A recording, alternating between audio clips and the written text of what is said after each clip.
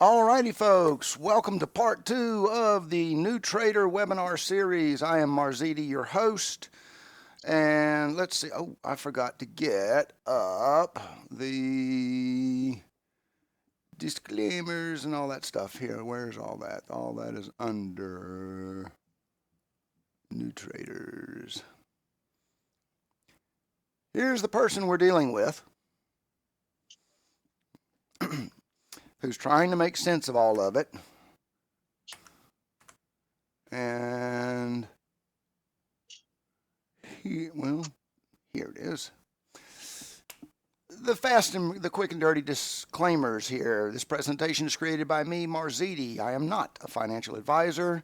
Videos for educational purposes only. I am only a member of the Bullish Bears community. Information presented here does not necessarily represent the opinions of the Bullish Bears communities. You are fully responsible for your own trades. You're welcome to copy my videos as long as you give credit to the author, and that would be me. This is an open mic seminar, so you're welcome to either speak or chat. It is recorded. So yeah, we'll catch anybody that might be a little late. They can watch the recording. That's cool. All right, last Thursday's seminar, as I've repeated numerous times, I personally did not like it myself the way it came out because it was just so dry and boring. So I'm mixing things up a little bit. I'm going to do some topic, and then we'll do some charts, and some topic, and some charts. So we're going to do a little bit of back and forth this time, so it so it's a little bit more interesting as we go along and not an extra sleeper. Re-hitting a couple of last week's topics last week.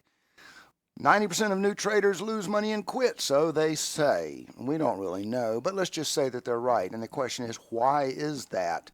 And the real answer is always the same: lack of education, lack of discipline. They get frustrated and they quit. So be educated, get your discipline under control, and that will carry you a long way in this. I tell a lot of people to treat this like a job, that you're responsible to your boss, to your manager, or whatever. Strangely, people will work better for their manager than they will for themselves sometimes, just the way people are. The 3 golden rules: make a good trade does not mean a successful make profit trade. It means do your due diligence. Maybe we should call it a smart trade. Make sure you have a good trade set up every time, that you've done your homework, your research, or whatever it is. Learn to manage your risk. Learn to manage yourself. You can be your absolute worst enemy. Start with paper to learn the mechanics of a trading strategy, then start small. Different people, different opinions. It's fine. But the point being is that in the very beginning, if you don't have a clue what you're doing, go on paper.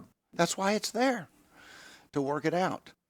Be careful of self-sabotage, revenge trading, getting too overly well, I've been trading 3 micros here for a week and I've done fantastic. Maybe it's time to go to 3 ES contracts. No. Let's go, if you can do 3, maybe we'll go to 4 micros and then 5 micros. No, just because you can do 3 micros doesn't mean you jump to 3 ES. Why? Because even in 3 micros, you take a loss, but 3 micro loss, a loss in 3 micros is often, a scratch, a paper cut, whatever.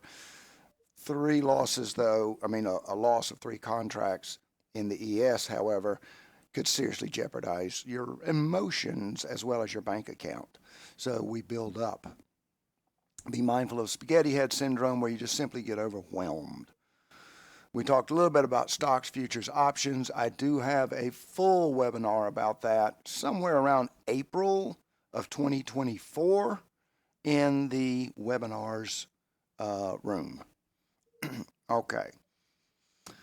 So we're going to kick off. By the way, if you have any questions, put them in the chat over here in Discord, or, chime in on the microphone. You're welcome to do that too.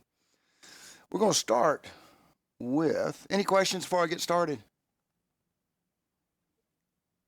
Okay. When you said Yes. Yes, sir. 90% of traders fail and we don't know for sure because of the stats, Yeah. one thing I always add to this is that I don't believe that 90% of traders fail because I don't consider somebody who doesn't know what they're doing a trader. So 90% of the people who attempt to start trading fail. That statistic might be true, I'll but go with that. traders, I'll go with that. I'll accept that. Yes. yeah, I'll wordplay maybe, but we'll take it. No, and that's fine. It's a fair point because people ask me, "What do you do?" And I still, even today, I still say I'm learning to day trade. Um, until I'm get to the point that I'm making, two, 300,000 a year, I'm not. I don't consider myself a proficient expert trader, and that's just a little respect for the real people that trade. And we all hope to be that someday, and we can. We can. But let's not try and be just like me saying, well, I bought a tape measure and I bought a speed square, so I call myself a carpenter. No, that doesn't work that way. So, anyway, um, all right, so let's talk about when to trade. We're going to kick off here with market hours, broker hours, pre markets, regular trading hours, different things like that. And then we're actually going to move over to some chart stuff here. Our market hours depends on what we are trading. For stocks, that is typically we're going to say 9:30 a.m. Eastern Time through 4 p.m. Eastern Time. All right. Now, that's what's called the regular trading hours, RTH. RTH. However, with futures, they're open 23 hours a day starting at 6 p.m. Eastern Time, and they go until 5 p.m. the next day. All right. Uh, Options follow stocks.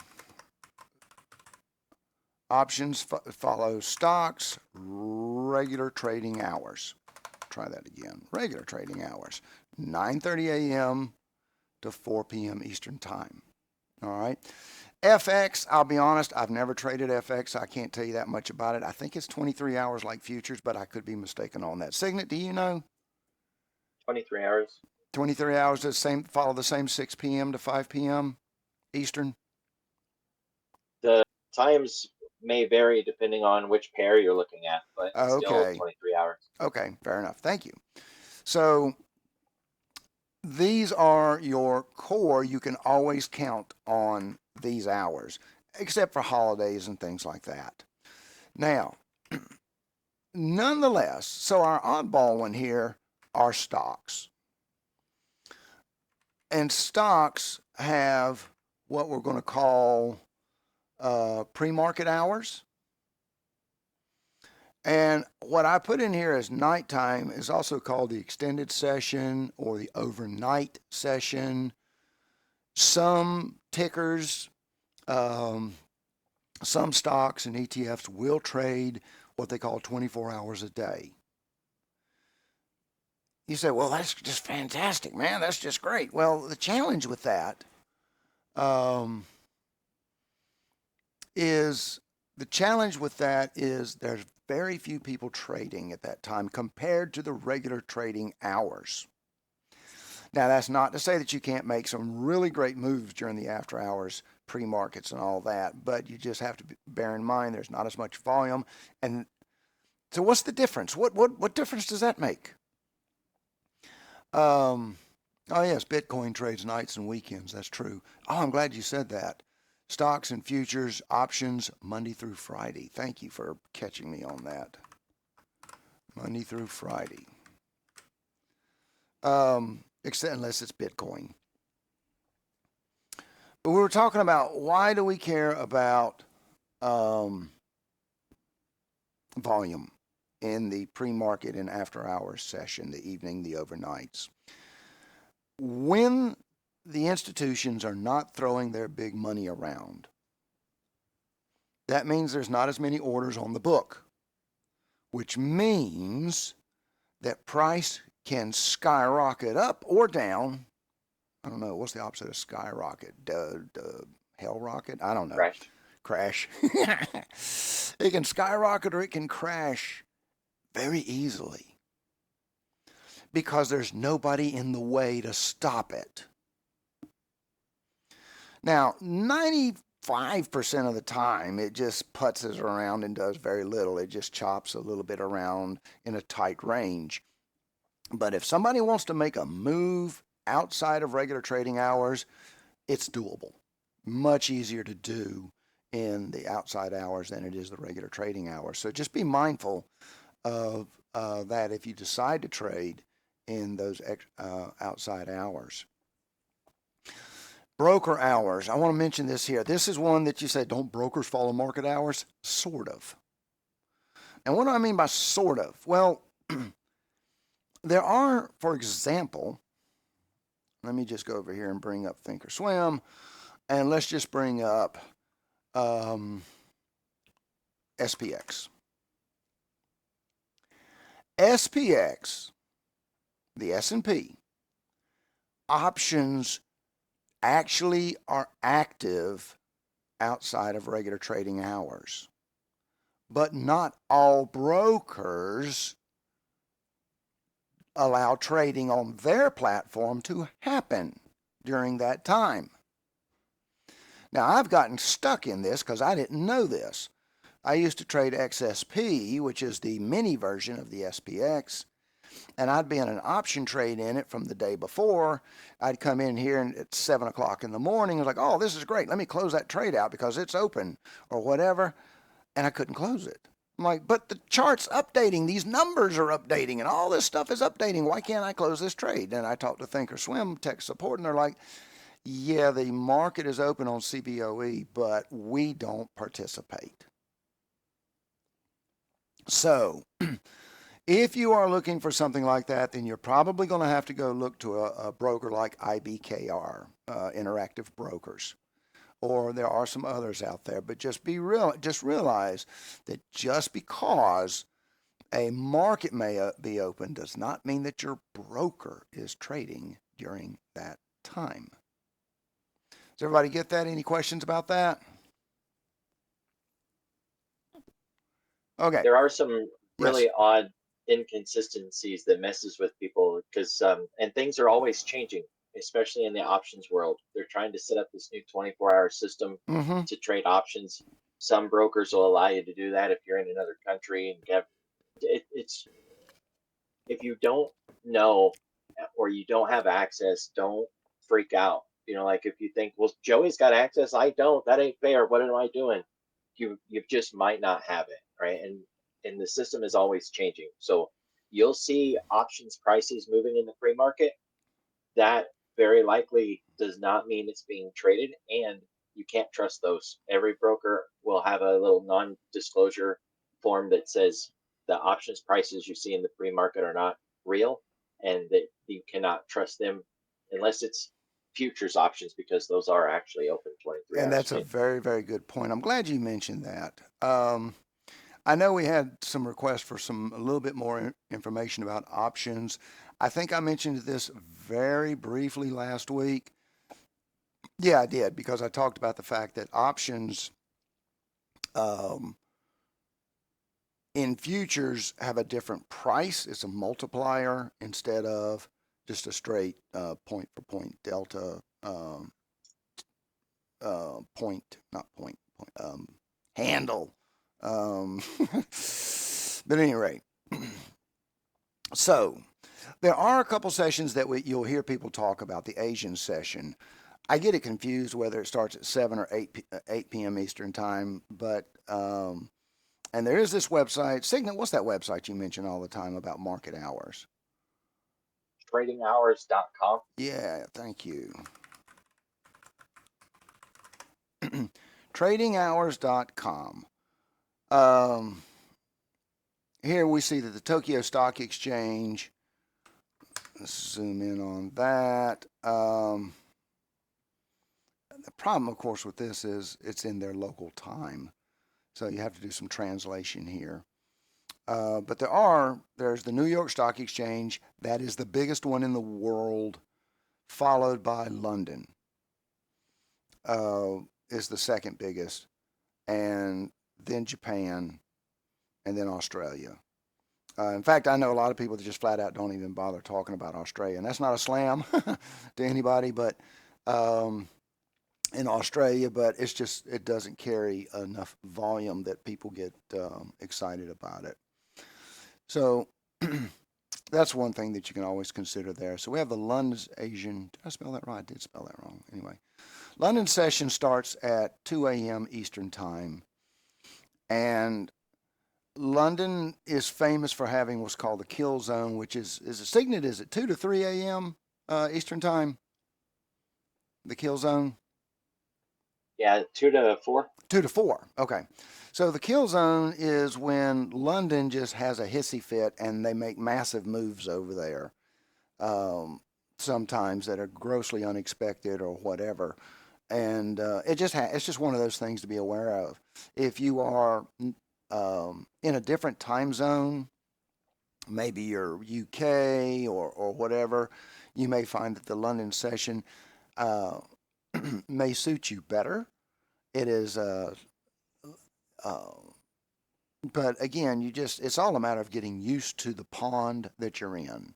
Every pond that you're in has got a different ripple, got a different rise and fall, and everything like that. And you just have to get used to it and understand that that is the case. The Asian markets, very very muted typically. You'll see some moves in the Asian markets, but not London's certainly going to be more, and then the New York Stock Exchange is going to be more than that in terms of overall volume. Okay, so there we go. Market hours, broker hours, big deal. Regular trading hours and the first 5 and the last 5 minutes. There is something called a market on open, moo, and a market on close. We say that the New York Stock Exchange opens at 9:30. Okay. Many institutional brokers or traders will have orders sitting in, they don't want to trade the pre-market, or maybe it's a stock that doesn't trade in the pre-market at all anyway. So many of your institutions, traders, will have a list of stocks that they want to buy or sell the second that the 9:30 open happens. And that's called and they will send those orders to their brokers and say, when the market opens, place all these orders. And that is called the market on open. And that accounts for a lot of just the pure, wild, crazy transactions and chart swinging that you see that the very first minute to 2 to 5 minutes of market open is all these orders hitting the book at one time. As a new trader, the one and only thing that I'm going to tell you is watch, don't trade. Do not try to trade the first 5, maybe even the first 10 minutes of the market. Just sit back and watch. Because we don't know what it's going to do. You have to remember that trading is based on probabilities, patterns, psychology. When that market on open happens, we don't know. Throw the book out the window in most cases. There's also a discrepancy between the prices. Like the orders have to get caught up. So it's not just that we don't know. The system might show you that price before the open is $30, but it might actually be $27. And so then Yes. when the real market opens, it immediately drops. And we didn't know that there was a discrepancy in pricing because the broker is not responsible until the bell rings. Absolutely. And this is very, very common with ETFs, exchange traded funds. We talked about that last week. An exchange traded fund is, see, the way they allocate stocks, they create and destroy shares of stocks, of their underlying stocks on an as needed basis. It's not like you see, well, Tesla just did a stock, a 2-for-1 stock split. Well, ETFs do this every day. every moment. They do it within seconds all day long. Not 2-for-1s, but they may add a couple thousand shares. They may take away a couple thousand shares because, especially if you've got something like the SPY, which is an ETF, and it is supposed to mirror the SPX, which is the full S&P. So they have to tweak the SPY underneath the hood so that it follows the SPX. Well, what that means, therefore, is since the SPX doesn't have a pre-market price, maybe it does, maybe it doesn't, but the SPY is open all night long. So the SPY comes in exactly like Signet just said here. It may be $300. Market opens, all of a sudden it just drops down to $290. You're like, what happened? Well, okay, 600 drops to 590, and you're like, whoa, we just lost 10 points. It's because they just synchronized the SPY to the SPX, and they did it at 9:30. So another reason that we don't generally like to trade stocks, equities, ETFs at market open.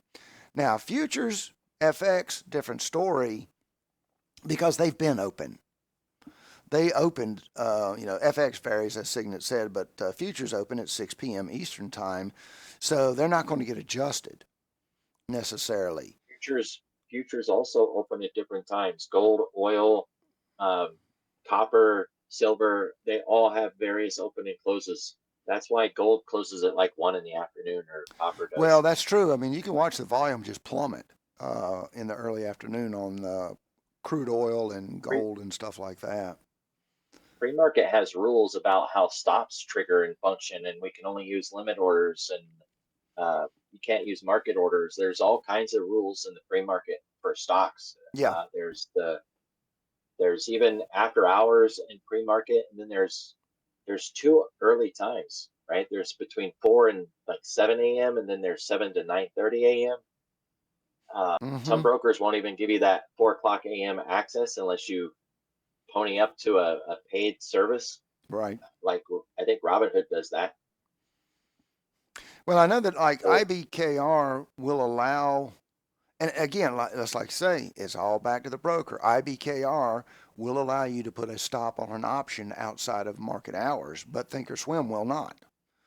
Or so I'm told about IBKR, but I don't know that for a fact. I've never traded it personally, so I don't know. So it just depends on the broker. So yeah, if you're a new trader, watch the first 5 minutes. It's it's like the kickoff of the football game. Just watch it. You don't even attempt to trade going into it or the first 5 minutes or whatever. The same thing with the last 5 minutes, and that's the market on close. Just like the institutions put in a bunch of orders at 9:28 in the morning to be filled at 9:30, well, they put in a massive number of orders that they want to be filled in the last 15 minutes of the day.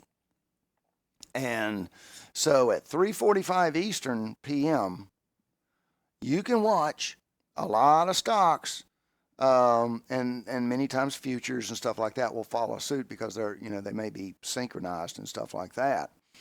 But the point is that you may watch some crazy stuff happen in the last 15 minutes of the day of the regular trading hours, 4 p.m. Eastern. So again, new traders, stay out of it. Stay absolutely out of it. You don't know what they're going to do. At this point, they're setting up for tomorrow. Since they're setting up for tomorrow, again, you don't know what their plans are. You got to remember the way institution, we'll talk about this in a minute. We're going to come down to that down here, and I'll come back to that in a minute, so I'm not going to jump the gun on that. But at any rate, that's a quick overview of when to trade and all this kind of stuff here. Volume is the big deal. A lot of it has to do with volume. It has to do with, kickoff times of the hours like 9:30 and stuff like that. And just watch until you understand. And always ask questions in the Discord when you have a question or anything like that. There's always somebody around that will answer you in that regard. Questions from anybody? Okay. So let's jump over to some charts. I'm going to move this off the screen so I keep it up in front of me. And let's talk now about candles, ticks, and ranges. Oops, let me get myself down here. Now, I'm going to presume that most of you know this. However, I am going to go over, that's not what I want, go away. There we go. I am going to kind of go over. Now, I'm going to start with the traditional candle colors. A lot of people change their colors, so I am on your traditional candle chart. In fact, I am on what's called candle or candlesticks. Some people like Signet like hollow candles. We will be talking about Heikinashis and Renkos and all that kind of stuff, range candles very quickly, or very soon here in a moment. Looking at a candle, let's zoom in.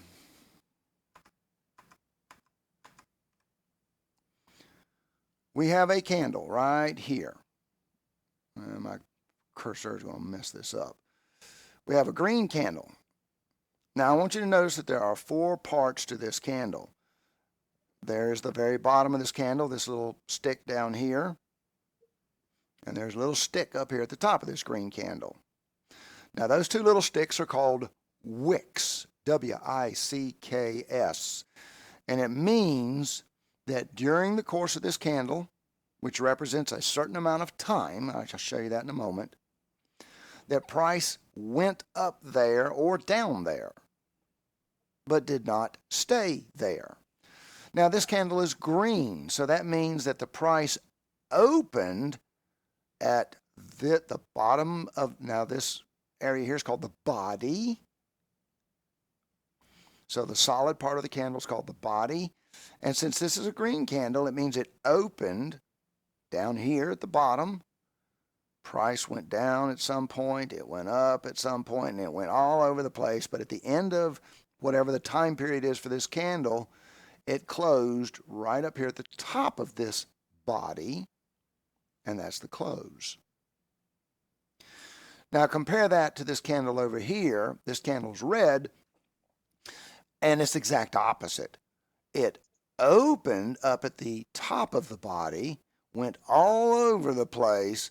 Ultimately, it settled and closed at the bottom of the body. So the difference being is that this one opened, the green one opened at the bottom, closed near the top. So this was a bullish candle. This candle, this red candle, opened at the top of the time and closed at the bottom. So we'd say this is a bearish candle. You could say that. The top of the wick represents the highest price it went to, and the bottom of the wick is the lowest price it went to. Now, how much time does a candle represent? Hang on, my thingamajig here is going crazy on me. There we go. There we are. Well, I'm using Trading View for this point, and right here you can see that I'm on the 15-minute chart. Okay? I'm on the 15-minute chart. So what does that mean? That means that each candle represents 15 minutes of activity.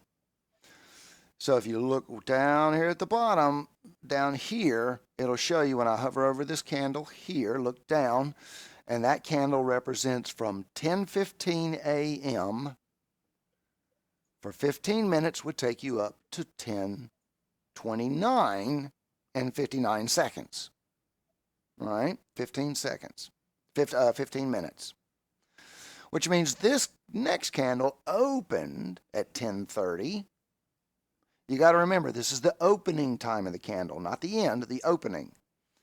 So the candle opened at 10:30 right down here at the bottom of this candle here at the bottom of the body. It went up, it went down, it went all over the place, and then at essentially 10:45, it closed up here at the top of the body.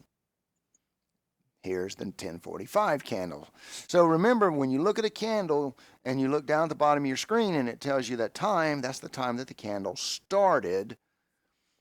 Add in the length, the time period of each candle, and that'll tell you when it closed. All right?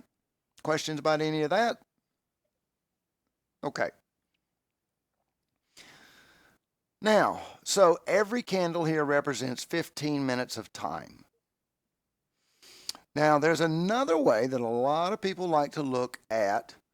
You can't do ticks over here.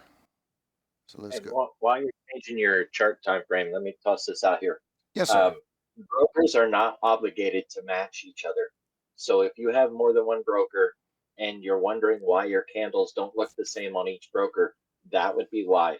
And the start time, while we would think it is universal, a broker might say that a stock started at 1 cent higher than another broker or 1 cent lower, Mm-hmm. 2 seconds earlier, 2 seconds later. Your platform may not look like somebody else's. Your candles may not look like somebody else's, even if you're trading the same stock and you have the same 5 minute chart. And they're not responsible for that. They're not obligated to match another broker. So if you ever see that you're not lining up with TradingView or somebody else, they don't promise that they will, and they don't have to. So Yeah. don't stress on it. It's okay. You didn't do anything wrong. And a lot of it has to do with how fast of a data feed they get. And you've got some trading firms that are tied in directly to the trading floors, and they are within milliseconds of accuracy. You got others, some really discount brokers out there that they may be 2 or 3 seconds behind. It happens. It's not necessarily that big of a deal necessarily unless you're a really small time frame scalper, but you do need to know about that, and we'll talk more about especially like things for pay for order flow. That's a topic coming up. I'm over here on Thinkorswim. Thank you, Signet. And one of the things I'm going to do is I am going to change. Oh God, I hate doing this because I never. Let's go over to time and let's add a time frame, and I'm going to use a tick, and I'm going to use 1600 ticks. Just picking a number. Everybody's got a different thing. It's fine. Let's talk about what that is. And let me switch over to it. Where'd it go? Where'd you go? Where'd you go? Where'd you go? I didn't add it right. There it is. Now, what is that tick? It looks the same, sort of, kind of, right? And the answer is not exactly. A tick represents not time, but contracts. In other words, we set a tick here of 1600, and what this candle means is what happened after 1600 contracts traded. 1600 contracts, 1600, 1600, 1600. Now, some people would say, well, why would you want to do that? Well, there's a couple of reasons. You'll also see when we get into ranges, which go based on price changes. Some people like this because it's just a different way of looking at it. Some people look at it by time. Some people look at it by number of contracts. It's a different way to look at it, and it's all a matter of personal preference. Now, I know, Signet, you like ticks, especially on Jigsaw and stuff like that. Throw me your pitch. Why do you like ticks? One, it is order flow. How many trades are coming in, like volume. So if I have my tick set to 1,000 and I get a new candle, I know 1,000 just passed. If I start getting candles popping really fast, I know a lot of trades are coming in really fast, and I don't have to squint at the numbers. I can just see that trades are happening and they're hitting fast. The pace of the tape shows in the candles speed. The speed of the candles will generate faster if they're hitting the tape harder. And tape reading is an art. It's a very subtle finesse, but seeing candles appear faster and faster and faster, that's pretty easy to understand. It also, if you're like me and trade in the Globex, it can get boring there, and then you get a bunch of doji candles, but you won't really see those doji candles if we're using candles that only appear when a trade came in, rather than a candle formed just because time passed. Yeah, so it's a lot like driving in traffic. You go through slowdowns, you go through speed ups, you go through slowdowns and speed ups and stuff like that. Is the first when you started talking about the speed of the tape, and it kind of reminded me of driving in traffic in a way. Now, granted, if you're in a major city, there is no such thing as speeding up. But anyway, Yeah. all right. A different way to look at it, but this is a tick chart. So 1,600 contracts, 1,600 contracts, 1,600 contracts. And you can see, even though it's got the same colors, the colors do not mean anything dramatic, anything monumental here, other than, again, same concept of where it opened and closed, but we're not going by time frame, we're going by number of contracts that moved. Okay. And again, folks, jump in if you have any questions on this. And as usual, my stupid RoboVac, I forgot to turn it off. That's on me. I always forget to turn that stupid thing off. Anyway, ahead of time. So now let's talk about range candles. A range candle, if a, thank you, my dearest wife. She hears the RoboVac. She whips out her phone and tells the RoboVac, die! Anyway, range candles. Ticks were based on the number of contracts. Range candles are based on changes in price. Now, what does that mean? Well, first of all, what I set it on here was 100. Okay? And what that means is 100 price changes represents a candle. Now, it could be 1 penny up, 1 penny down, 1 penny up, 1 penny down. That's 4 price changes. It could be, all the way, 100 pennies up or 100 pennies down. It doesn't matter. Every time it changes, now in this case here, we're looking at the SPX, but at any rate, the point being is that anytime there is a certain number of price changes, we generate a new candle.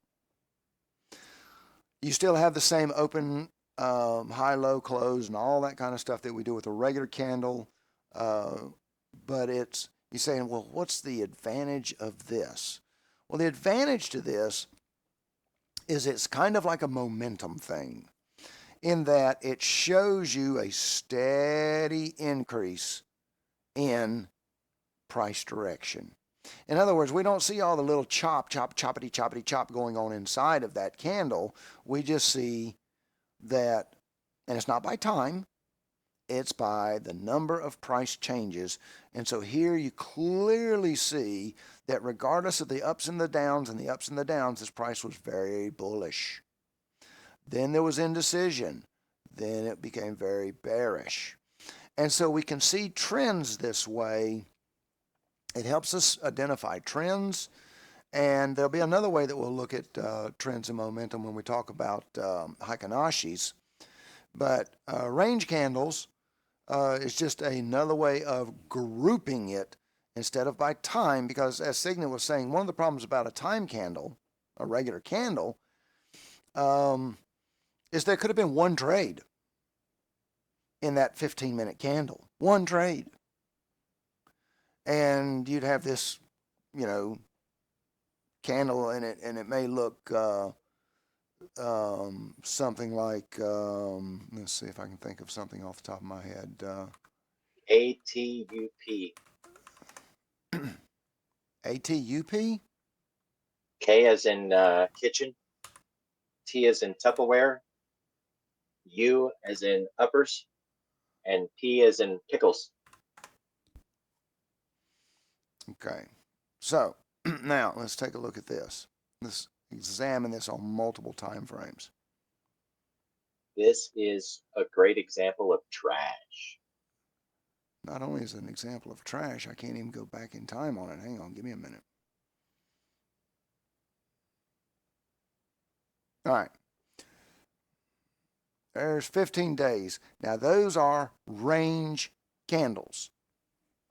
Okay. Now, let's go look at tick candles. There's the exact same time period, 10 days.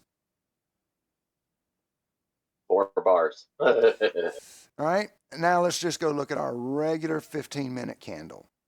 And what do you see? Blam, blam, all over the place.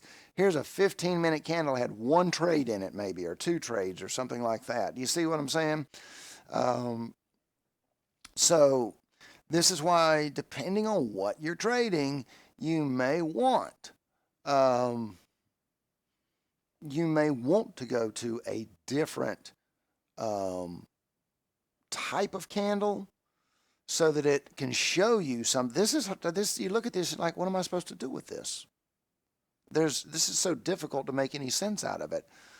That it's just hard to read this chart here. But if we switch to a range or a tick or a Heikin-Ashi, which I'll show you in a moment, in a little bit, you get a better idea. All right. I'm a real big fan of line charts too. If I'm dealing with a stock that's giving me a bunch of single dashes like that, a line chart is really helpful. Right here under candle. Yep. Line. Now, this looks like a constellation map, but at least it connects the candles. At least it connects the candles. And you can actually spot some candle patterns in here, possibly. I see right here, you're going to think this is crazy. There's a Head and Shoulders. You may not know what that means yet, but at least with the line chart, and we'll be covering that, but there's a Head and Shoulders right there, and you can see it played out perfectly. And went right down there, been about a full measured move. Anyway, again, you may not understand some of this terminology. We haven't gotten to it yet. That's fine. We're getting to it. So line, there you go. Yet another way to do it and try and make some sense out of it. All right. Any questions about any of that? Okay. All right, let's see. Where are we? We're 43 minutes into the stream. All right, I'm going to talk about the measured move next. So I'm going to go back over to a regular candle. I'm going to go over and get out of this. Never heard. Who is this ticker anyway? What is the KTOS daily? What is KTOS? It is a single stock ETF. It's leveraged lever 2x. Yeah. Triple. It's double. So it's a double leveraged single stock ETF that represents a firm. AFRM. Okay. Oh, a firm. Okay. Got you. All right. Well, doesn't look like they're doing very good. Anyway. Oh, my bad. That one's for KTOS. The Affirm is the other one. The company that made this also made Affirm and Axion triple and double X. Okay. My bad. That was a KTOS. Well, who's KTOS? Is that just some stock that somebody made a 2X long of it? KTOS is okay. It's a satellite communications and security systems company. Oh, okay. Kratos. Okay. All right, so we're going to jump over here to a ticker that has lots of action in it. The SPY, and we could be doing we could do the same thing. We could do the ES. Notice it looks about the same because remember that the SPX, which is the S&P 500, is the benchmark. Then you have the SPY and the ES, and I'm going to talk about related tickers here in a minute. 95% of the time they should look identical, or broadly speaking. The wicks may be in different places, but they should look pretty much identical. So it doesn't matter whether for what I'm doing here. So we're going to talk about the measured move. Now the first thing I'm going to do is I'm going to get rid of all these studies. Let's clean this up. Let me get this out of the way, and let's get here. I'm going to show you, and I see it, and I'm sure Signet sees it here, something called a measured move. And I'm going to use this thing called a Fibonacci. It's not the point. yet. I haven't gotten to Fibonacci's, but the point being is I'm going to measure this range from the low wick here all the way up to here. So from the bottom to the top is called a measured move. And it's a benchmark that we are comparing, that if we say that if the markets are willing to make that much of a swing, they should be able to make fractional amounts of it as well. Now, this one's not playing out as nice as I had hoped, actually. It didn't. Most of the time, what I'm looking for is a 50%. So if this distance, whatever this distance is, I'm going to call this distance 6. I'm going to call this distance 6. Then from here to here should be 3 because it's 50% of the measured move. It starts down here at the bottom. Normally, when we see a range like this, we look for a 50% move to come out of it, and possibly a 100% move. Now, it didn't happen in this particular example. Let's find us a better example that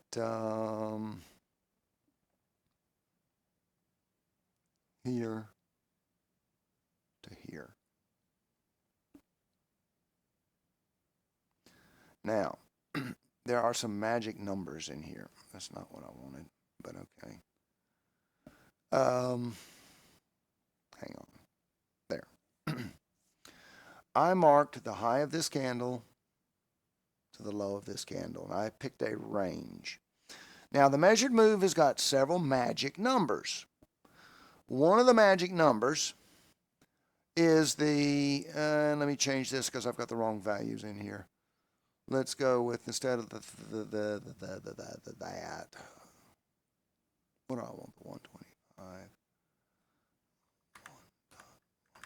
1.8, followed by the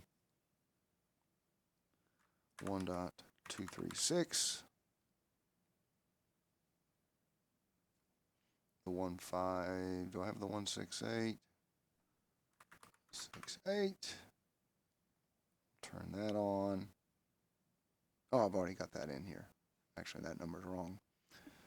Okay.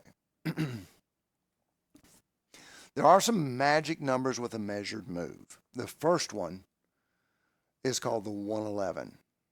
Now, you can also call it the 112. It's actually 111.8, but a lot of people just either call it the 111 or they'll call it the 1.12. Either one, fine. Doesn't matter.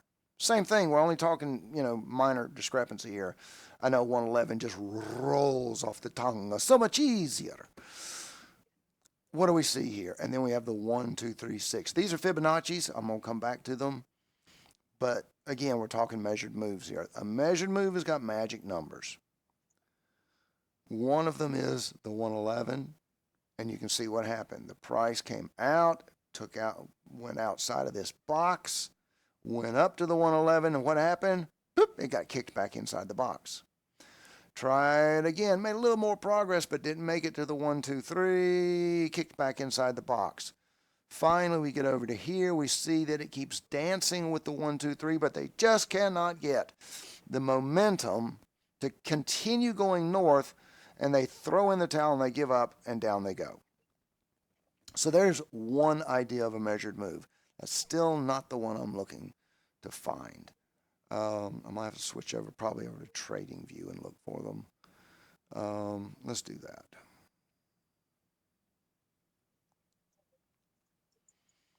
Let's go to the daily. Let's pick AGO.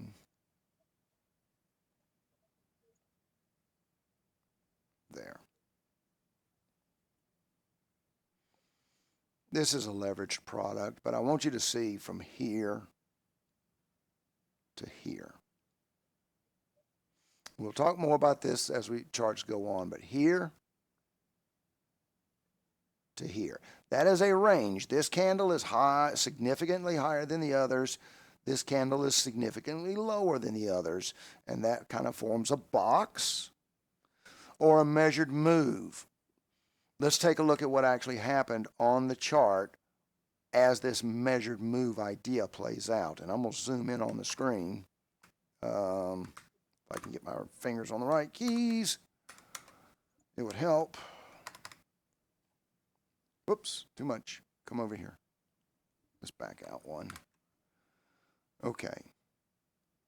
Here's the high. Here's the low. This candle opened above. It didn't go through. It just simply opened above. And it opened right up here at the 111. Here in 1236. My magic number that I'm really interested in is 50% measured move. And look what happened here. Up, down, up, down, up, down, up, down, up, chin ups, chin ups, chin ups, until it finally moves on. Because 50%. Now at this point, if I was looking at this, a little late in the game to get into this trade, but my expectation would be that it's going to go to a full measured move. If this was 6, then from here to here would be 6. That's a full measured move. I'm going to expect this stock to get up here to this stock value of 125.81. Very likely. It may react at this 786. That's a Fibonacci number. Again, we haven't gotten to that. But the point that I want to really zone in on, hammer in on, is this 1.5. A measured move is all about the 1.5. And if it's now, whether it gets to 1.5 is really determined in this range between the 111 and the 1236. If it can clear this range, then the 1.5 is on the table. Right? Does that make sense? And again, you can see what happens right here. It didn't just keep marching up. It hit 1.5, it fell. It went back up, it fell.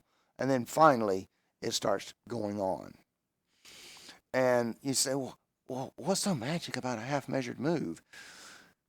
Remember that trading is about psychology and herd mentality. Well, I won't say everybody. That's not true. Our experienced traders especially, and the computer algos, which we'll talk more about later, upcoming, are looking for these things, that number, these things like this concept of the measured move, the 1.5 and the full 100% move here, is one of these things that everybody at the table knows what it is. Everybody at the tables, you get them all together at the big dinner table. Somebody says measured move, and everybody nods their head because they all know. They all talk about it. They all base trades based on it. So it's not that there's anything magical about it. Not really. It's because everybody knows about it and everybody thinks about it and talks about it.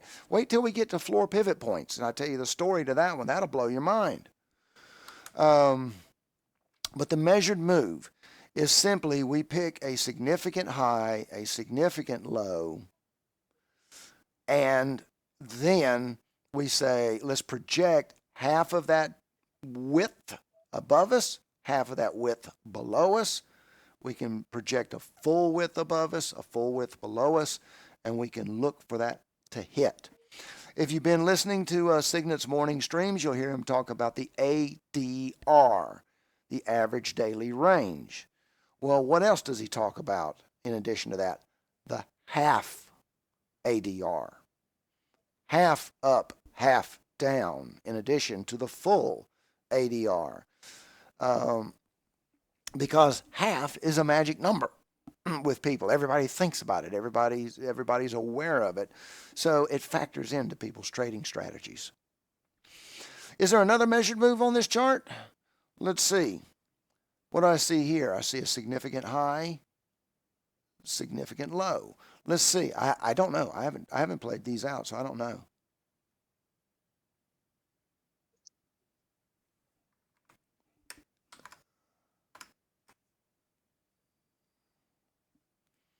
Here's the high, here's the low, here's the 50.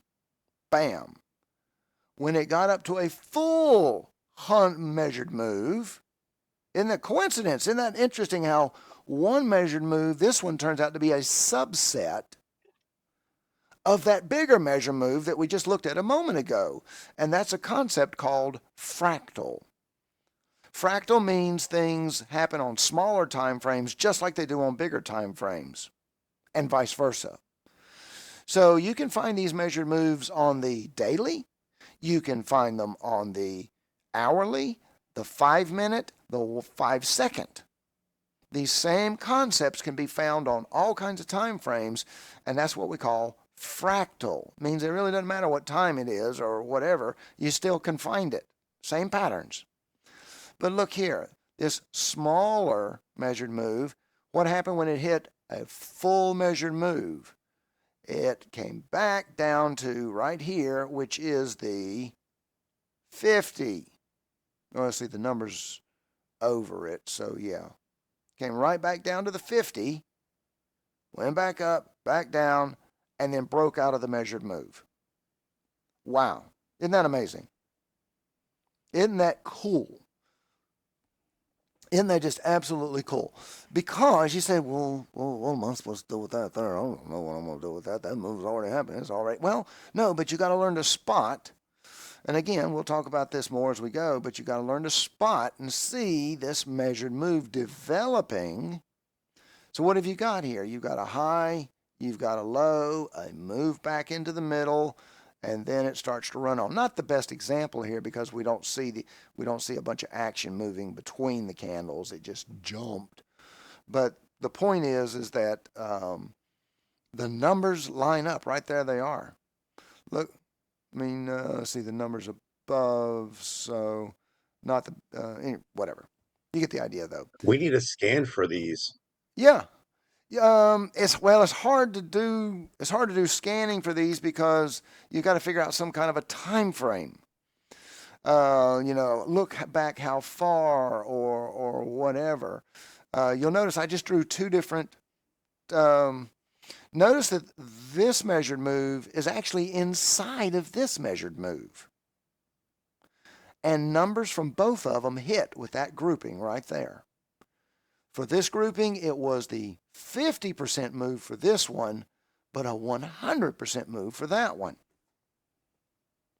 So unfortunately, it's really difficult to scan at this point. AI will fix that for us, I'm sure, at some point here. But the problem is with AI fixing it is that it'll fix it for everybody.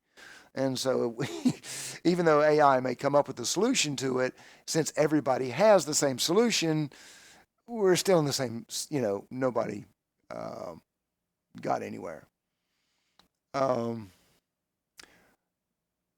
Jay Monroe, I see your question here about the price action video. Let me just bring this over real quick. I have talked about some videos in the past over here. Let me come over here to Bullish Bears. Let me go back to webinars. Sidelining here for just a moment. All right, notice I'm on the Bullish Bears, the webinars watch list, and I am going to scroll back to the first quarter of 2024. There we are. All right, the very first one, this was an older series that I did. This one was on March the 6th of 2024. Intro to Price Actions and Patterns. All right. Then that was part 1, 2, 3, and 4. And I ended that series sometime. I don't know. Then last week you saw me do that quick overview of stocks, options, and futures. Here's the full one, April the 3rd, 2024. And I go a lot more slower and a lot more detailed about the difference between stocks, stocks, options, and futures. Part 1, part 2. We're going to talk about, this is called fanning the fire and ice. It has to do with fan lines and order blocks and stuff like that, and you'll see some of that. Those are the bulk of my key videos there around March and April of 2024. I do have some others. Optimizing Thinkorswim, March 8th, and Tradovate, and how to use Tradovate and deal with some of the problems in it. It does have some problems in it that you need to know about. That's September 13th. And then I've got one other, much more recent. Okay, volume profile versus TPO, April 7th, this year, 2025. Of course, all this will be in the recording. Of course, Signet's got a crap load of streams in here. Kevin's got some streams.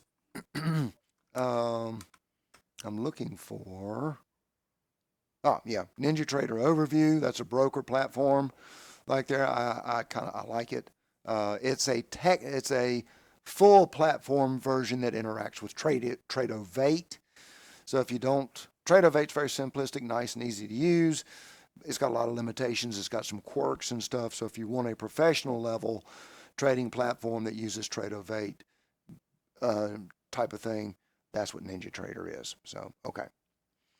We'll toss that back out of the way. So there, for anybody looking for those old webinars, there you can find them. All right, what are we up to? 3 o'clock. We're going to talk about trend lines next, breaks and rejections. Any questions from anybody? When it comes to measured moves, it's in the books too, most candle books, but they don't do a good job of highlighting how absolutely valuable and critical it is. They just mention it like in a brief passing, and you don't really hear too much about it in the candle books. Most of the candle books want to talk about the glorious fancy patterns, the head and shoulders and all that stuff. But every candle book I've ever seen does talk about open, high, low, close, midpoints of a candle and midpoints of a range. So it just goes to show you that the info is there. But if anybody has read a candle book, you probably noticed they didn't really elevate it in status and give it the glory that it deserves. Yeah, and and I know Signet is a walking encyclopedia of trading books. He loves to dive into that kind of stuff, and he's an invaluable. For those of you, if you're a new trader, Signet is invaluable to you. I can run my mouth all day long, but when it just comes to, if you're trying to understand the dynamics of something, why this, why that, or whatever, you guys need to learn and get to know Signet, because he knows. He's an academic of traders, if you will. And absolutely fantastic resource. And he has a stream on Wednesdays and Fridays at 2 p.m. every week, Wednesdays and Fridays at 2 p.m. Eastern. Now, and he'll take any topic that you want to go over as long as it's trading related.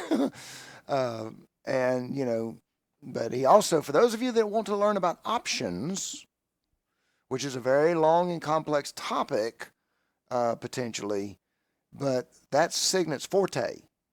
So you guys, if you want to learn more about options, stuff like that, that's him right there. That's him talking to us, who's been talking to us there.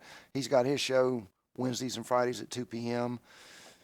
And he does his 7:30 a.m. Eastern Time morning prep, which I know it's rough for some of you, especially if you're West Coast, because that's going to be like 4:30 in the morning.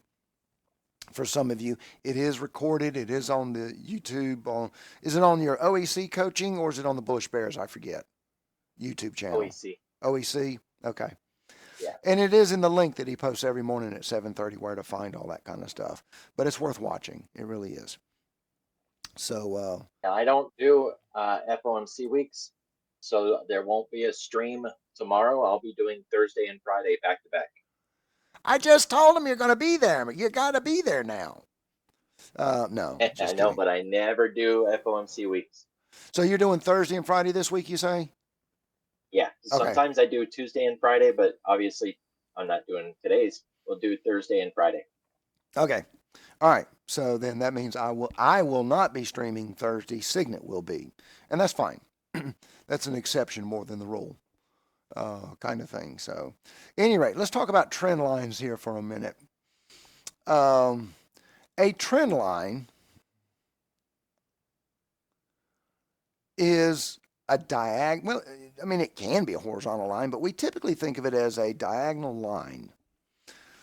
And the reason that it's significant is because you'd be amazed, as I'm going to demonstrate with some charting here in a moment, of how well trend lines are respected. For example, now I'm on a daily chart, but this works on just about any time frame.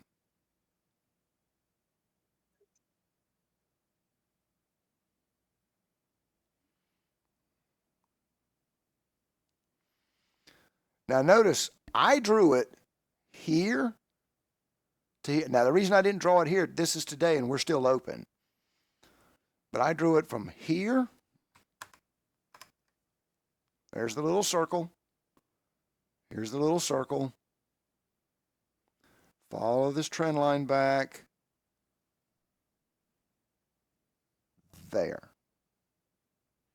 You say, well, that's just a coincidence. Well, maybe. But the point being is that the computer algos know these trend lines ideas. What is the significance of it? Well, way back there here on the left, what did it do? It hit, it rejected, blah, blah, blah, blah, blah. Now, it took days and days, and then through the mountains and over the hills to grandmother's house they went. Then it hits it again. Rejects. Hits it again. Rejects. Staggers around. Trying to break it now. So what do we call this trend line at this point? Up until now, we've called it resistance because it resists us getting above it. On the other hand, if the candles were above it, trying to go down and bouncing off of it, then it would be support. We'll talk a little bit more about resistance and support later on, but right now the beauty of this is talking about trend lines. Let me pick another chart. So if we could combine a measured move with a trend line, that's interesting. Let's go to a different one.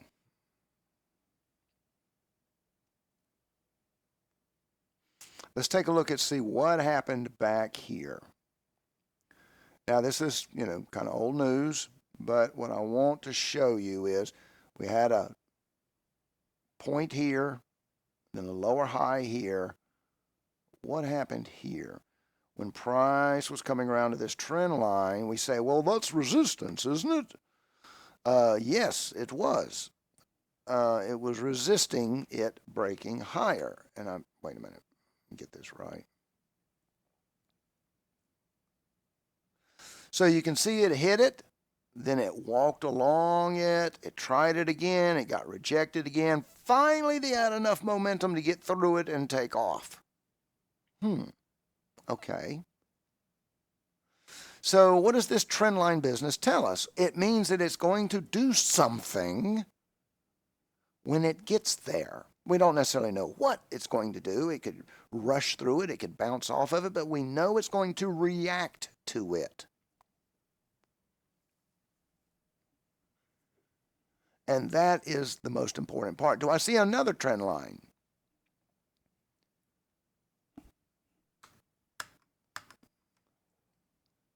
Here.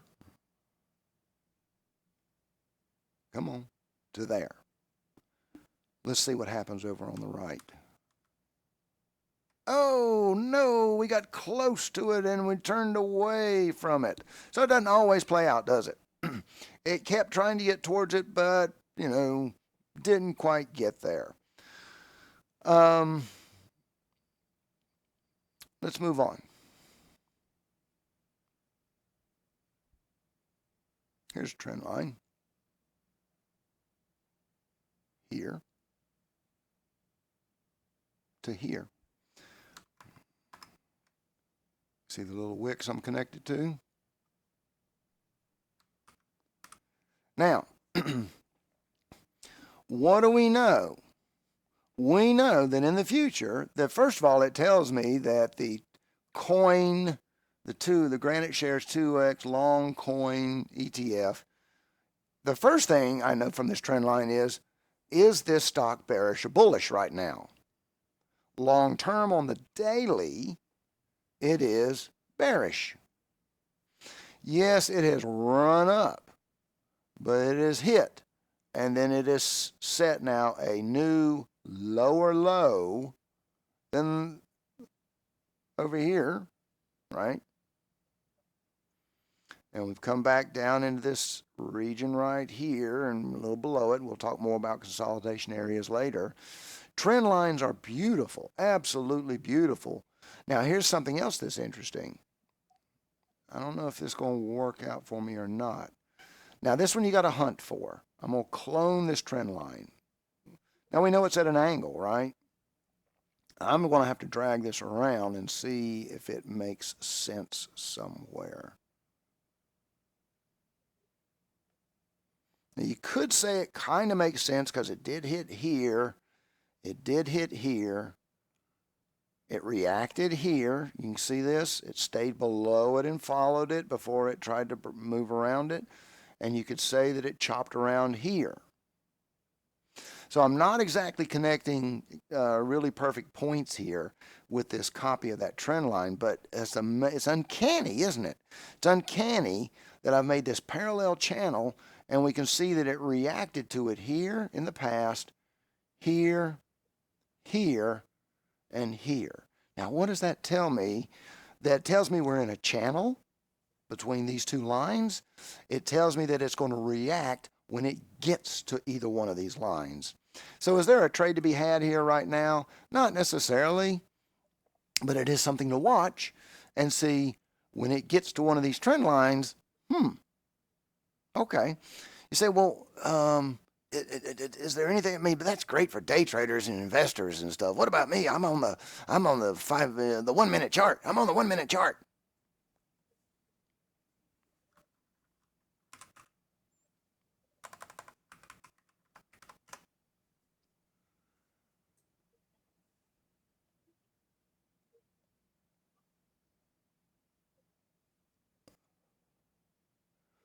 One minute chart.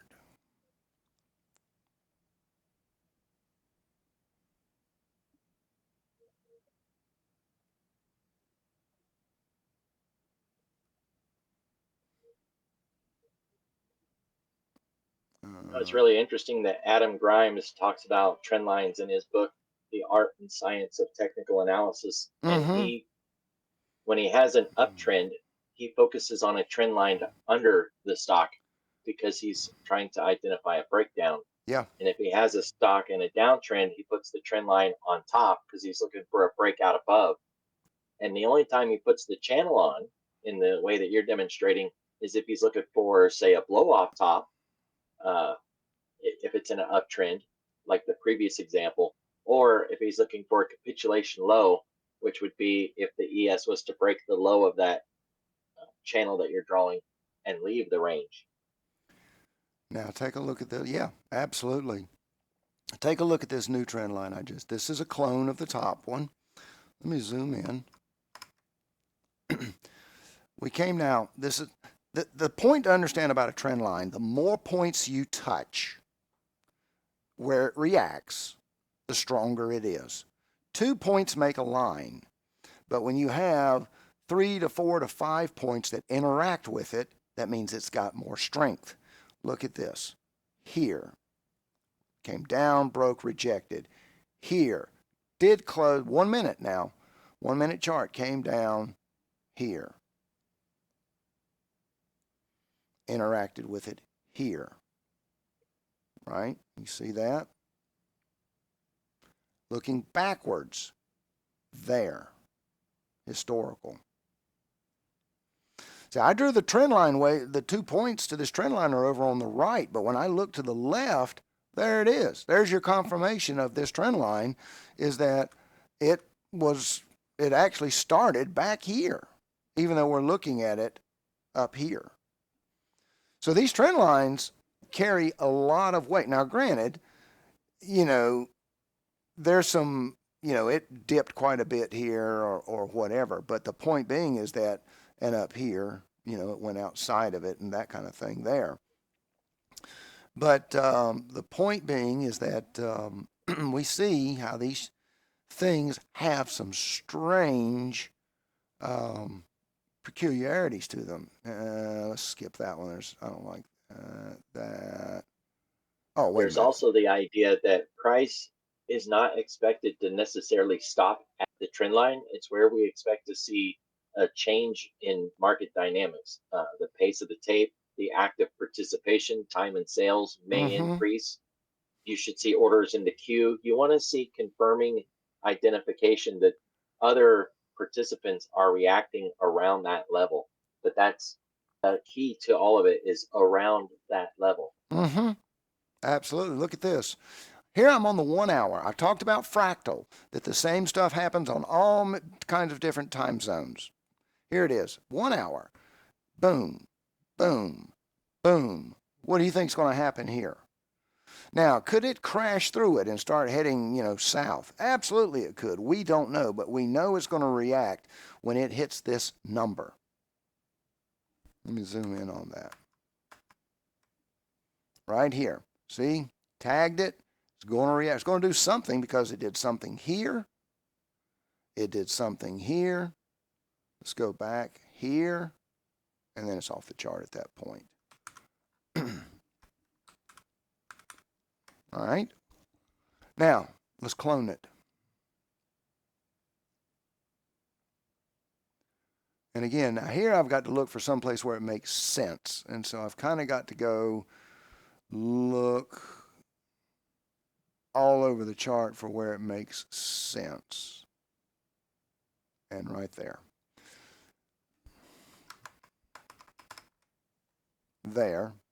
There's a tag. Notice we've got up, tag, tag, tag, tag, tag, tag, tag, up, over, breakdown.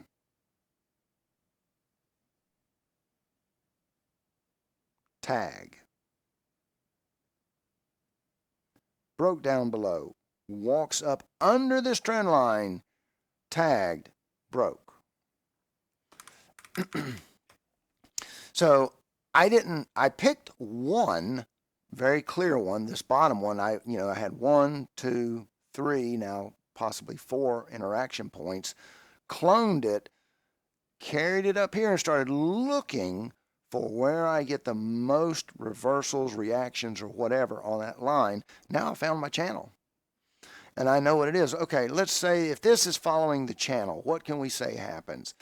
There's something to say that we could bounce here and head back up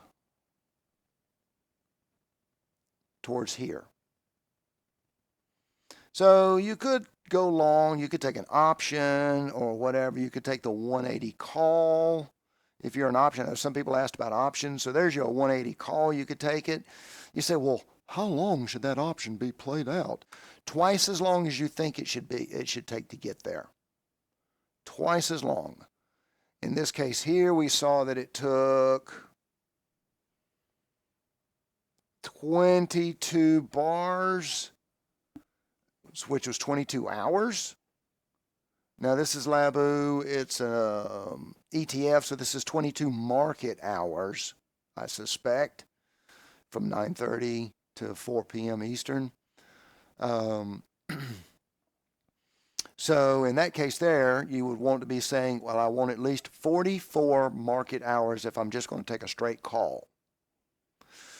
Now, if you don't understand why I'm doubling it, it's because you don't understand options yet and something called theta. Again, Signet's your master on trainer on that. I mean, I understand it, but not like to the degree that he does. And either one of us would be glad to explain these kind of things to you. But, Thursday and Friday be magic days to get in there and talk to him about your options. So at any rate, at minimum, I'd want 44 hours on this trade, market hours. So that would be, I'd probably put on a week long trade on this if I was going to do that kind of trade. Or you could sell, and I'm not advising anybody on this. Remember, I'm not a financial advisor, but you could sell the 155, do a cash secured put against the 155, but you got to have almost $16,000 in the account to do a cash secured put on that. So that's expensive. So again, for those of you that are into options, there's two plays you could do. If you're just in pure equities, you could just buy a couple shares and see if it goes up there to this 180. Just see. It might. Now, it may take a while, but we know it's going to react here. You can always look at the news. This is the Direxion Daily S&P Biotech. And this is a leveraged, so it does 3x every day of what the biotech S&P does, kind of thing. But there's trend lines for you. Multiple touch points. 1, 2, 3. A fourth one coming up. Doesn't count yet, but so we got 3 touch points. Then I clone, I copy up here, and I found me a channel. Meta. Talk about in the gutter.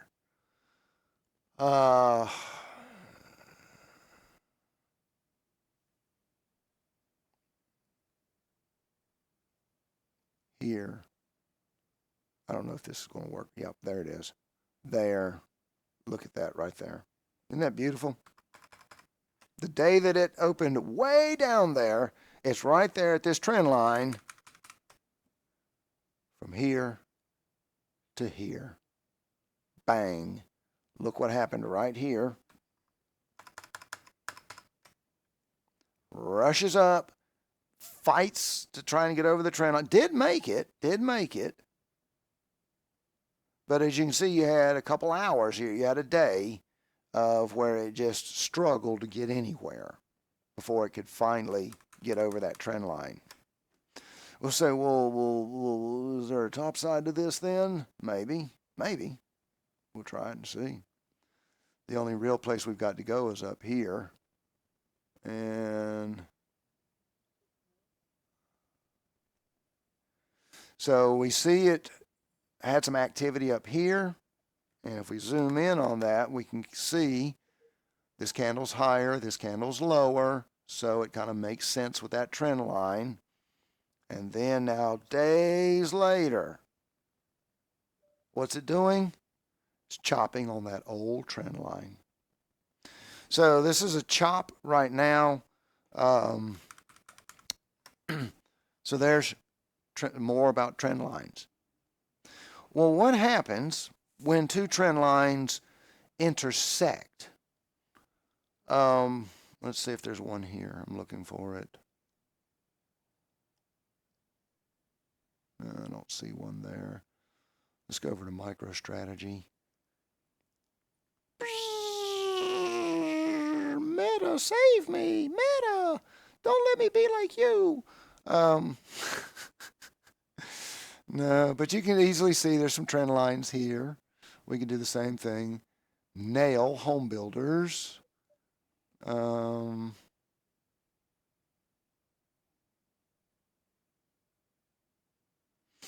Are there trend lines here?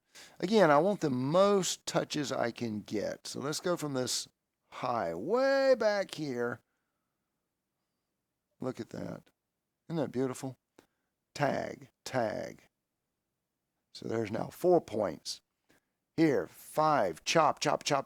Walked for days down that trend line here till it finally starts to make a move away from it. Out of curiosity,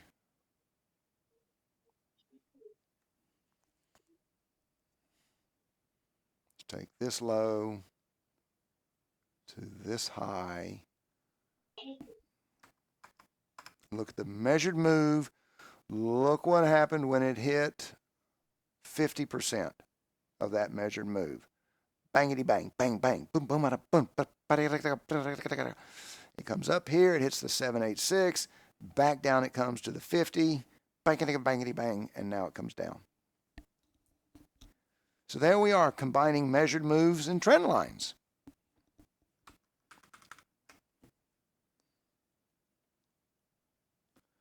All right, any questions about trend lines? But the question is, what happens if you have, say you have a trend line like this and another trend line like this, and here's price. And maybe it's done this, and maybe it's done that, and maybe it's done this and that. And remember, this trend line here continues out this way, and this trend line continues out that way. Well, this is a candle pattern, or not a candle pattern, a chart pattern we'll ultimately talk about, called a pennant or a wedge. And what it tells us is that price, which went from here to here to here to here to chop, chop, chop, chop, chop, you notice it's getting tighter and tighter and tighter. Well, markets don't like compression. So at some point in this area here, it's going to test one of these two trend lines, either this one or this one. It's going to try and break one of those two trend lines, and then guess what? Well, if it breaks this trend line, this one, well, now you've got this other trend line still intact, right? So we're combining things. Now you also have what's called a broadening formation. Let me show you that one. Some people call it a megaphone pattern. So we can see here to here at the same time.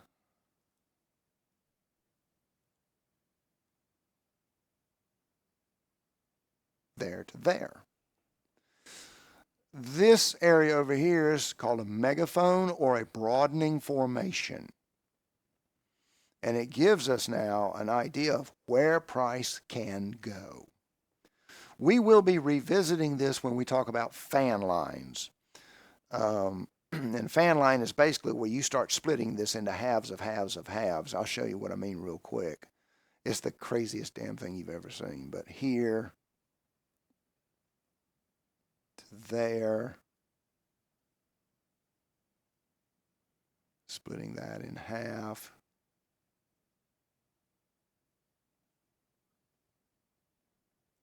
That's fan lines. And look what it did right there. Fan line. Guess what it's going to do when it comes back down here? It's going to react. It may go busted or whatever, but we know it's going to react in some way. And those are called fan lines. We'll talk more about that later on.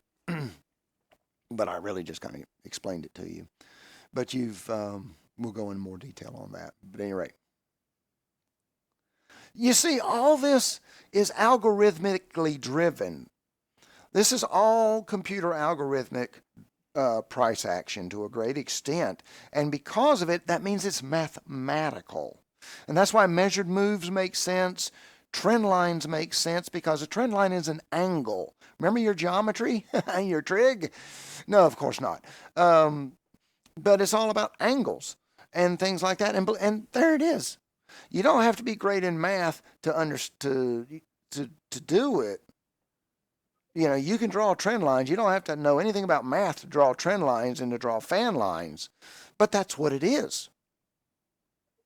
It's all probabilistic. It's all statistics. It's all, and a lot of it's psychology. Why this line? It's because everybody else is looking at that same line. And that's because we say that trading is psychological in many respects, but it's also computer driven. And so there you go. So once you understand that these things are what you're trying to spot, then you know where you're going to have where price is going to react. Now, you may take a trade here. You may say, you know, you may have seen this trend line, and when it got right here, you may have been willing to say, I'm going to go short. I'm going to buy a put if you're doing options, or I'm going to sell a covered call, or whatever kind of thing. What am I going to target? Well, this fan line, maybe I'll take partial here, partial here. Things like that. These tell you about areas where there are reactions. And you say, well, but you don't know what it's going to do here. No, but that's the beauty of it. The beauty of it is this. Where's my little line thingy? Now, there's several ways you can do this, but you know that your stop could be maybe right in that area right there. Because if it breaks through this and carries on, you can have a stop somewhere up here, and we'll talk more about liquidity and stuff like that to the left later. But you're doing like a 1 risk for a 5 reward here, or whatever that is. It's beautiful. This is a beautiful trade. And this is on the hourly. I'm still on the hourly, but these patterns show up on the daily. They show up on the 5-minute. They show up all over the place, right? So there's our 3 things we talked about: candles, ticks, and ranges. We talked about the measured move, trend lines, breaks, rejections. We talked about market hours and stuff like that. Any questions? I'm going to go ahead and wrap this up for today. Has anybody got any questions or comments or anything for Signet? Or whatever else. You hit on something that I always like to remind newer traders, because they have this misperception. I've heard a lot of newer traders think that the experienced trader actually knows what price is going to do. And so the questions from new traders are things like, hey, is SPY going to go to this level next week? Is Amazon going to go to this level next week or tomorrow or whatever? As if we actually know what it's really going to do. And new traders say, well, I don't know because I'm new and I haven't figured out how to tell what it's going to do. Well, it's a complete misperception, because no one really knows what price is going to do. We've got good ideas, high probabilities, low probabilities, but at the end of the day, they're only probabilities.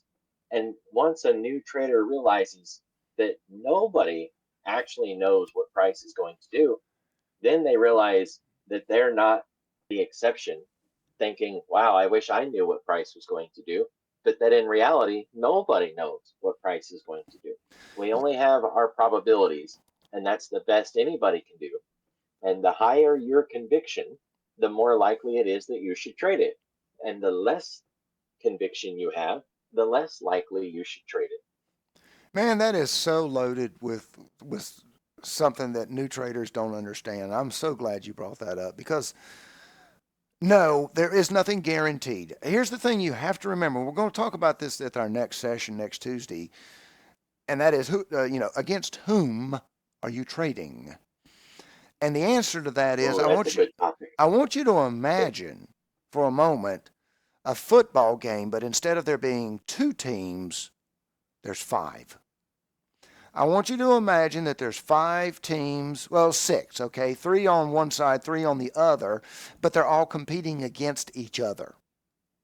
I want you to imagine there's actually 6, 3 football teams on one side, 3 football teams on the other side. It's battle royale between the football teams. How do you predict that? You cannot predict that. You can't say with certainty that Team A is going to win. We don't know. Well, that's because there's multiple institutions that they're competitors. So they're not only you say, well, the institutions are there to wipe out the retail trader.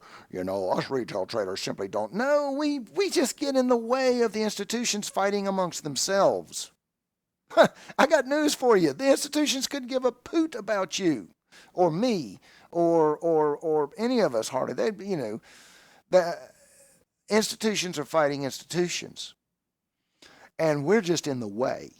Now, yeah, there are times when we can make an impact, especially after hours and pre-market and stuff like that, when there's not a lot of institutional trading. When you get somebody that comes up with a brilliant idea that nobody's tried before, like Roaring Kitty with GameStop, that was something that nobody saw coming. Okay, fine. In a few rare instances, the retailers really make the difference. But the truth of the matter is that in most cases, us retailers, we're just noise, and as the institutions are fighting it out. And for us, you got those 6 football teams on the football field, all doing battle royale, and some pigeons come flying into the field, trying to get the ball. Do you really think a 265-pound defensive lineman, blah blah blah blah blah, gives a damn about a pigeon that just flew onto the field? Do you think he's going to worry about it? No. So that's kind of the thing about it is it's all probabilistic, and so we look for patterns based on psychology, based on probabilities, and then based on that we make a trade. And the thing that a new trader needs to understand is that I won't say it's a mantra, but you need to accept that it may be lose one, lose one, lose one, make 5. Lose one, lose one, lose one, make 6. You're still getting ahead. If you're following the probabilities right and the things like that, you may have loser, loser, loser, big winner. I'm not talking about hit the home run kind of stuff. We talked about base hits, but it is probabilistic. It's not a certainty necessarily. Sometimes we have more probable favors, things in our odds in our favor. Whatever, you know what I mean. But yeah, new traders understand. Yeah, you're going to take losses. So why do I tell you to start on paper? Get used to trading. First of all, get used to the fact that you're going to lose. And then when you actually start trading live, start small. 1 share of stock, 1 MES contract, 1 micro gold, whatever. Be prepared to lose 4, 5, 6 times in a row until you actually get it, because when you actually go live, you now got emotions in play in addition to your muscle memory of your trade. So all kinds of stuff like that. Any rate, I am so glad you brought that up, Signet. Okay, folks, any other thoughts, comments, questions? Signet, any closing comments there? No, just don't compare yourselves to others. Learning is a broad spectrum.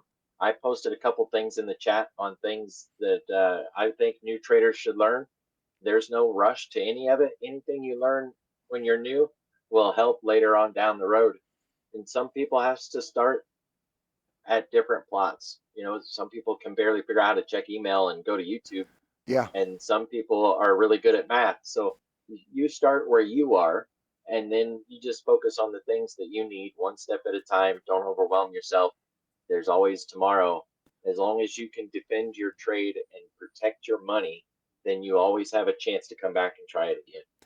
Absolutely. And that's one of the things that I talked about last stream, but I'm going to reiterate another, and I think it's worth mentioning over and over and over. If you're looking to do this for the next 5, 10, 15, 20 years, that means you don't need to do it today. You don't need to be a millionaire in 30 days. You're going to, nobody started out as the CEO of the company unless they're the sole employee. You know what I'm saying? Or that kind of thing. When I went, when I've worked jobs for other people, I started as a grunt. And I may have been a grunt for a while before I got any kind of a promotion, right? And so take your time and do it right. Learn it right. And then you get into a rhythm of being able to do it right over and over and over. And then you can start scaling up. And so don't be in a hurry. Take your time, do it right. Take your time, do it right. And any rate. All right, I'm going to wind that down. Last pass for our check for any comments here. I see some more comments about fan lines in the stream. I've got a dedicated section on fan lines that we'll be talking about and how I like to mark them up. As you did see, though, I've got a video. I'm going to update that or update my thinking on that. But at any rate, the about fan lines and stuff, but they're fascinating you. But it can quickly turn into a game of pixie sticks. Only the old farts will know what that means, but fan lines quickly turn into pixie sticks if you let it get out of control. Let's see. Got a new mention. Did somebody leave a mention? Where's this live stream voice channel, text channel? Favorites, remove copy, open chat. Did somebody leave me a chat over there? Okay. See that. Yep. More than welcome. All right, folks. I'm going to wind it down here. I will see you guys next Tuesday. And so Thursday, Signet, Friday, Signet. Make sure you bring your butt there, learn, and we'll see you guys FOMC tomorrow, the first part of the morning. Very possibly deader than a doornail. And then after that, hopefully we'll have some rip-roaring action. We'll see you guys then. This is Marziti signing out. Bye-bye.